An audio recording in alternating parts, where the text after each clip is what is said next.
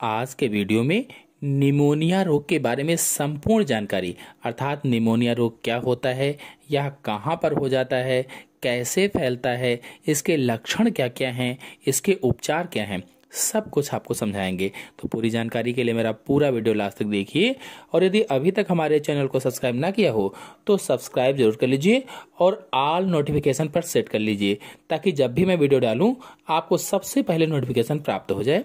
तो चलिए शुरू करते हैं।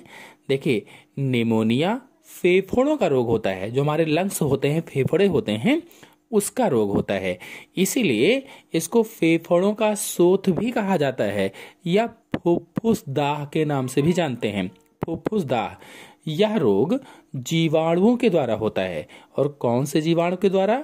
तो स्ट्रेप्टोकोकस निमोनी अथवा हीमोफाइलस इन्फ्लुएंजी नामक जीवाणु के द्वारा होता है। पूछा जाए कि निमोनिया रोग किस जीवाणु से होता है तो स्ट्रेप्टोकोकस निमोनी अथवा हीमोफाइलस इन्फ्लुएंजी नामक जीवाणु के द्वारा निमोनिया रोग हो जाता है। ये रोगाणु फेफड़ों के एल्वोलाई की म्यूकोसा को संक्रमित करते हैं और एल्वोलाई में द्रव एकत्रित होने के कारण श्वसन में कष्ट होता है। कहने का मतलब ये है कि निमोनिया रोग श्वसनियों और श्वसनिकाओं में जीवाणुओं के संक्रमण से हो जाता है और एल्वोलाई में द्रव एकत्रित हो जाता है, जल भर जाता है, पानी भर जाता है, जिसके कारण श्वसन में कष्ट होता है, सांस लेने में कष्ट होता है। निमोनिया का रोग बच्चों एवं बूढ़ों में अधिक होता है। कहने का मतलब यह है कि इस रोग की अधिक संभावना बच्चों और वृद्ध व्यक्तियों में होती है। बच्चों में अधिक होता है, वृद्ध व्यक्तियों में अधिक हो जाता है, इनमें अधिक होने की संभावना रहती है। चलिए, यह रोग कैसे फैलता है यानी स्प्रेड ऑफ डिसीज को समझा देते हैं।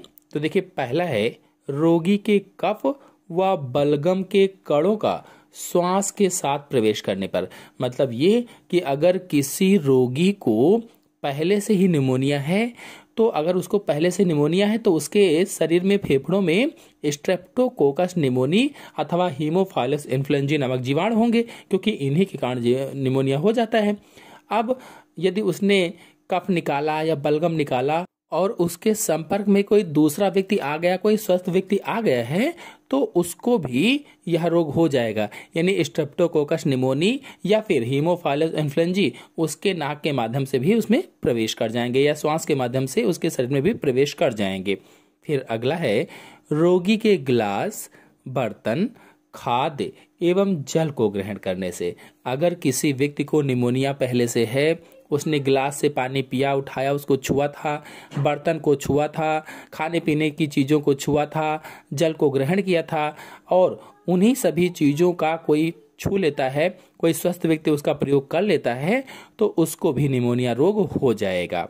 फिर अगला है रोगी के थूक के द्वारा। जैसे रोगी ने थूका और अगर उस थूक के संपर्क में कोई स्वस्थ व्यक्ति आता है तो उसको भी यह रोग हो जाएगा। इस तरह से इसकी स्प्रेडिंग होती है, इस तरह से निमोनिया रोग फैलता है। चलिए, निमोनिया रोग के कुछ प्रमुख लक्षणों को समझा देते हैं। तो पहला लक्षण है कपकपी, ज्वर, कफ व सिर दर्द।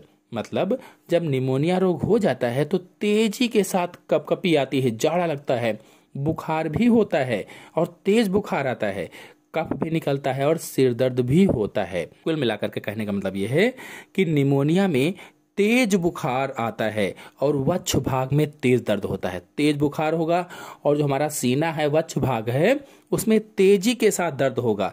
इसीलिए इसे फुफ्फुसदाह कहा जाता है, क्योंकि सीने में तेजी के साथ दर्द होता है।